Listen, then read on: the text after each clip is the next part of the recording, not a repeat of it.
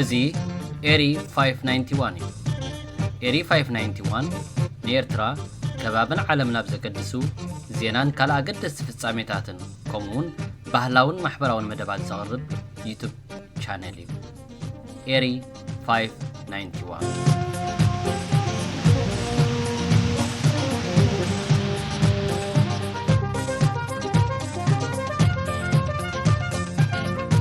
ሰላም ክቡራት ተኸታተልቲ ኤሪ 591 ቀፂሉ ንሎሚ ዝተዳለወ ዜና ክቐርብ እዩ። ምክትታልኩም ብኽብሪ ንዕድል።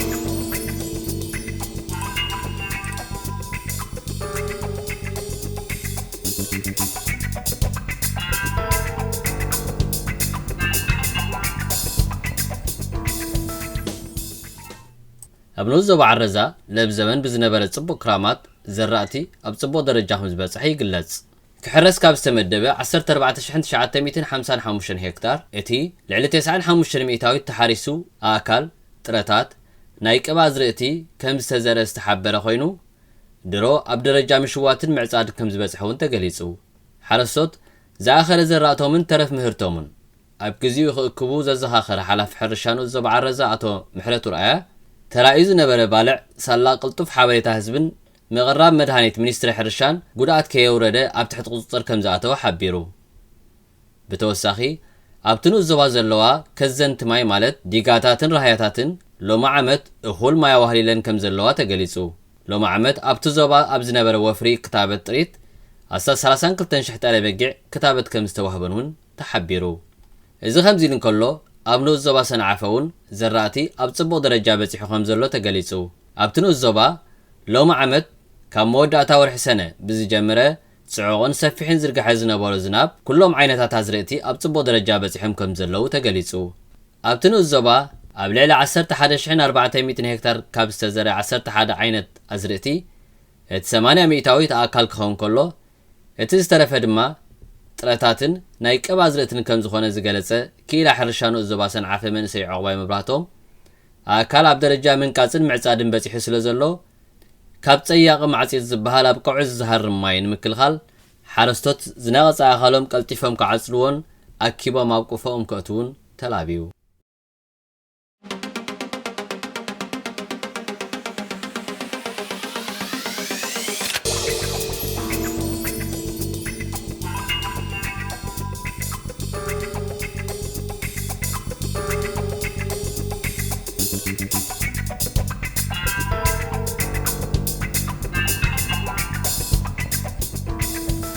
ኣብ ስዊዘርላንድ ዝነብር ኤርትራዊ ኣብ ርእሲ ቃል ኪዳን ብምእሳሩ ተኸሲሱ። ንሱ ኣቐዲሙ ኣብ ኤርትራ ብሕጊ ኤርትራ ዝኣሰሮ ቃል ኪዳን መርዓ ከየውረደ ኣብ ኤርትራ ብምኻድ ወግዓዊ መርዓ ብምግባር ካልኣይ ቃል ኪዳን ብምእሳሩ እዩ ተኸሲሱ። ጥርጥሩ ብድምፂ ፖሊሲ ኤርትራ ኣብ ዝተዘርግሐ ቃለ ምሕትቱ ምስታ ኣብ ስዊዘርላንድ ትነብር በዓልቲ ቤቱ ዝነበረት ኣብ 2022 ኣብ ኣስመራ ወግዓዊ መርዓ ብምግባር ቃል ኪዳን ከም ዝኣሰረ ይገልጽ። እንተኾነ ግን ክሰማምዑ ስለ ዘይከኣሉ ድሕሪ ሓደ ዓመት ኣብቲ ዝነብረሉ ዓዲ ከም ዝተፈላለዩን ሕጋዊ ናይ መፈላለዪ ሰነድ ስዊዘርላንድ ከም ዘለዎን ይገልጽ። ናይ ኤርትራውያን ዘመድ ሽማግለ ገይሩ ምፍልላዮም ወግዓውነት ንኸልብስ ዝገበሮ ጻዕሪ ግን በዓልቲ ቤቱ ዝነበረት ነቶም ሽማግለታት ናይ ምፍልላይ ኣይፍርምኔ ስለ ዝበለት ክኸውን ከም ዘይከኣለ ይረድእ። ምስ ሓዳስ መርዓቱ ናይ ሓደ ዓመት ናይ ቴሌፎን ርክብ ከም ዝነበሮ ዝገልጽ ኣብ ልዕሊ ቃል ኪዳን ካልኣይ ቃል ኪዳን ብምእሳሩ ዝተኸሰሰ ጥርጡር ናይ ሓዳስ መርዓትን ስድራ ቤታን ኣቦ ቆልዑ ምዃኑን እንተኾነ ግን ምስ በዓልቲ ቤቱ ስለ ዘይተሰማምዑ ብፍትሕ ከም ዝተፈላለዩ ነጊሩ ናብቲ ሓድሽ መርዓን ቃል ኪዳንን ከም ዝኣተወ ንሱ ዘመድ ሽማግለናቱን እንዳጓልን ይገልጹ። በንጻር እዚ ግን ወኪል በዓልቲ ቤቱ ኮይነን ክሲ ናብ ፖሊስ ዘቕረባን ኣደ ቀዳመይቲ በዓልቲ ቤቱ ዝነበራን ማለት ሓማቱ ብዛዕባ እቲ ጉዳይ ኣብ ዝገለጻሉ ምርኻብ ጓለንን በዓል ቤታ ዝነበረን ኣብ 2009 ናብ ሊብያ ምንባሩ ድሕሪ ምግላጽ ኣብ ሊብያ ሓደ ቆልዓ ድሕሪ ምውላዶም ተታሒዞም ናብ ስዊዘርላንድ ከም ዝኣተውን ኣብኡ ድማ 5 ቆልዑ ከም ዝወለዱን ይገልጻ። ጠቕላላ 6 ቆልዑ ከም ዘለዎም ዝገለጻ እተናደ እቶም ሰብ ሓዳር ን16 ዓመታት ብእምነት ብሓደ ድሕሪ ምጽናሕ ኣብ 2022 ናብ ኤርትራ ኣብ ዝኸዱሉ ስድራ ቤት እንዳወድን እንዳጓልን ተኣኪቡ ወግዓዊ መርዓን ምእሳር ቃል ኪዳንን ከም ዝተገብረ ይገልጻ። ንሰን ወሲኸን ነዘይ ምስምማዕም ዝምልከት ካብ ጓለን ዝኾነ ነገር ከም ዘይሰምዓ በንጻሩ ጓለን በዓል ቤተይ ክመጽእ ኢላ ከም ዝሓበረተንን ባዕላ ባልጅኡ ጠርኒፋ ከም ዘፋነወተን ይገልጻ። ንሰን ኣሲዕበን ሻድሸይቲ ጓልጓለን ገና ሓደ ዓመት ዝገበረት ምዃና ድሕሪ ምግላጽ اندحر كاب زفالاليو كلتا عامت غيروم اتا غوال عامت غوال دا بين تولدت يا خبلا يا حتى زوم كلتا سب حدار اب سويسرلاند حدارون بيناي منقد خمس تمزغبن مفلاين بيناي منقد مخانون كوا انت زي تنصره كسوس ኤርትራ 2022 ወግዓው መርዓ ገይሩ ብሕጊ ኤርትራ ዝኣሰረ ቃል ኪዳን ሕጊ ኤርትራ ብዝፈቅዶ ሕጊ መሰረት ከይወረደ ኣብ ልዕሊ ቃል ኪዳን ብምእሳሩ ክስ ከም ዝቀረበሉን ኣብ ድምፂ ፖሊስ ኤርትራ ዝተፈነው ቃለ መሕተት የረድእ ክሱስ ኣብ ኤርትራ ኣብ 2022 ወግዓው መርዓ ገይሩ ብሕጊ ኤርትራ ዝኣሰረ ቃል ኪዳን ሕጊ ኤርትራ ብዝፈቅዶ መሰረት ከይወረደ ኣብ ልዕሊ ካልእ ቃል ኪዳን ብምእሳሩ ክስ ከም ዝቀረበሉ ኣብ ድምፂ ፖሊስ ኤርትራ ዝተፈነው ቃለ መሕተት የረድእ ኣብ ኤርትራ ዝኾነ ካብ ወፃኢ ሃገር ናብ ኤርትራ ብምኻድ መርዓ ዝገብር ውልቀ ሰብ ኣብቲ ዝነብረሉ ዓዲ ሓዳር ከም ዘይብሉ ዘረጋግፅ ሰነድ ሒዙ ክቐርብ ከም ዘለዎ ከም ዘገድድ ይግለጽ ዳርጋ ኩሉ ካብ ወፃኢ ሃገር ናብ ኤርትራ ከይዱ ዝምርዓውን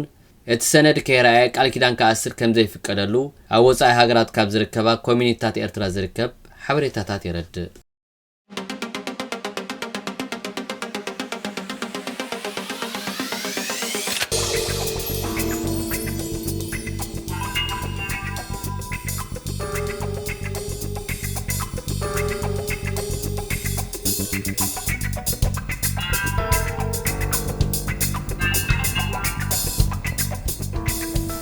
نهلونا أمحارة مزقالة زقلت فانو أبستفعل ليو كل الأمحارة عوتات يحفز كم زلو يقلت الله أبز حالة كلتا معالتات أولو غندر غجام عبيت معسكرات نادم سسة كتباتاتي قواتاتر كم زلون يقلت عوتات فانو زقالة حزلوها مع كنازينا أمحارة كم زبصبو زلوها انتو خينو أبز حالة كلتا معالتات أبدو بغندر استي ورداز تبالا كبابي وانا ختما نايت خباب محدار زخونت مكان إيوس استبالت كتما بفانو كتحزن كلا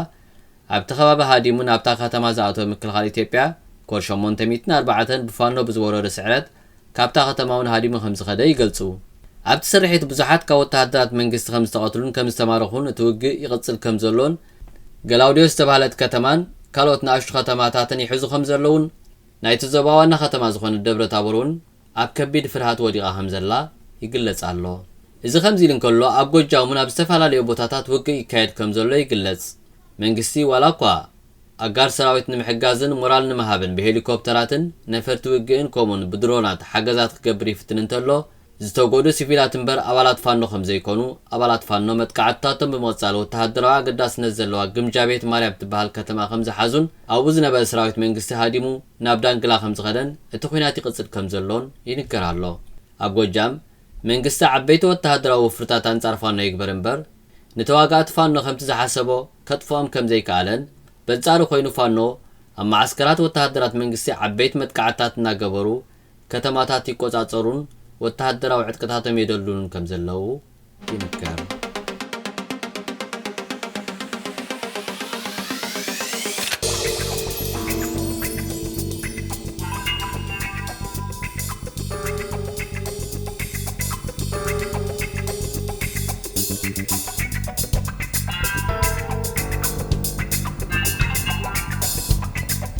أنصار جزاء منجستي تجراي من قدتات بمعزاو تقامتات قبل صغرنيو أولاد كور 22 حالتات ستا تجراي نتكبراتهم بمجمجام يغري تحتيتهم اتي تقامو زحالف سومن أب كتما مقالة يجميرو اتي من قدتات بمعزاو خكاية صغرنيو تقامو حالتات ستا تجراي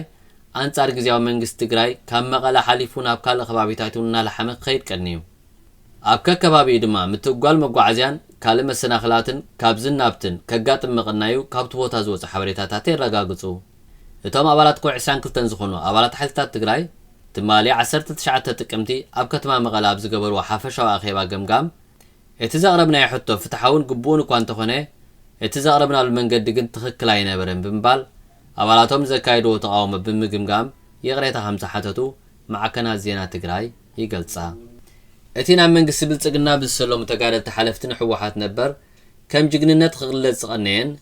صعوق شافنا تازينا ناتوهابو دقفت منقسي إثيوبيا خقابابولو لوزقنين تقاوم أولاد ستا تقراي بحزب تقراي تقبالنت كم زي نبرون زحفر كم زي نبرن اتوم أولاد كوع 22 أبزا كايدو آخيبا قليصوم اتوم أولاد كوع 22 اتي تقبارن حزبنا زحزانه نتسلاتنا دما زحقو سنينيرو بمبال نتا كايدا تقاومو بقودلت زي ديسيبليناوي قمكي مامو كبرات تخطاتلتنا نلومن سلالو مدب زي مسل نيرو ላይክ ሰብስክራይብ ትገብሩ ደጊምና እናዝኻኽርና ሰሰናዩ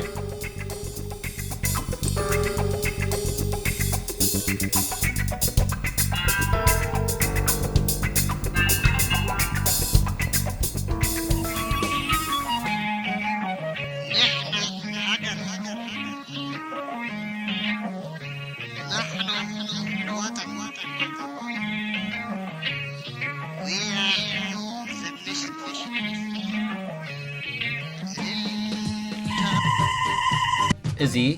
ኤሪ 591 እዩ ኤሪ 591 ንኤርትራ ከባብን ዓለምን ኣብ ዘገድሱ ዜናን ካልእ ኣገደስቲ ፍጻሜታትን ከምኡውን ባህላውን ማሕበራውን መደባት ዘቕርብ ዩቱብ ቻነል እዩ ኤሪ 591